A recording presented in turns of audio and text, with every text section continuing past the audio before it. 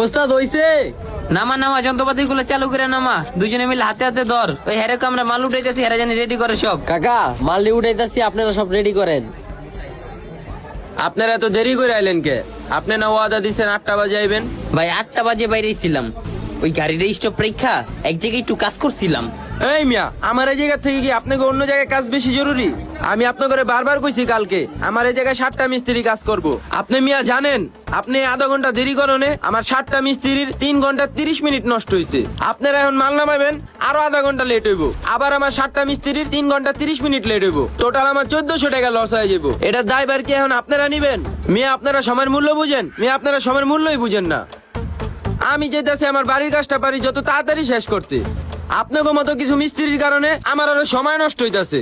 ভাই ইচ্ছাকৃত ভাবে তো দেরি করি নাই, আমিও চাইছি আপনার যে ওয়াদাটা দিছি সেই ওয়াদাটা রাখার, সময় মতো যেন এইখানে উপস্থিত হই। কিছুদিন আগে একজন বাড়িওয়ালা ছাদ ঢালাই দিয়ে আসছিলাম, যার কিনা 3 তলা কমপ্লিট, 4 তলা ছাদ ঢালাই দেওয়া শেষ।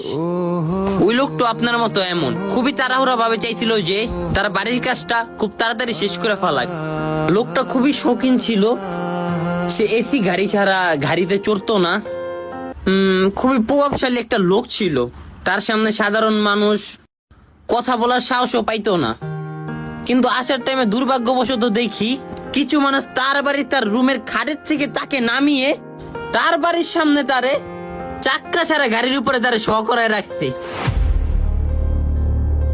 কিন্তু সেই লোকটা কিছু বলতে পারতেছে না, কারণ তার দেহ আছে ঠিকই কিন্তু তার দেহতে জান নাই। এত ক্ষমতাশালী ব্যক্তি, এত টাকা পয়সা আলা ব্যক্তি, এত তাড়াতাড়ি বাড়ি কমপ্লিট করা আলা ব্যক্তি, এসি গাড়িতে চলা ব্যক্তি, আজকে তার বাড়ির সামনে সে একটা লোহার গাড়িতে শুয়ে আছে, যেটার কোনো সোফা নাই কা, যেটার কোনো সিট নাই কা।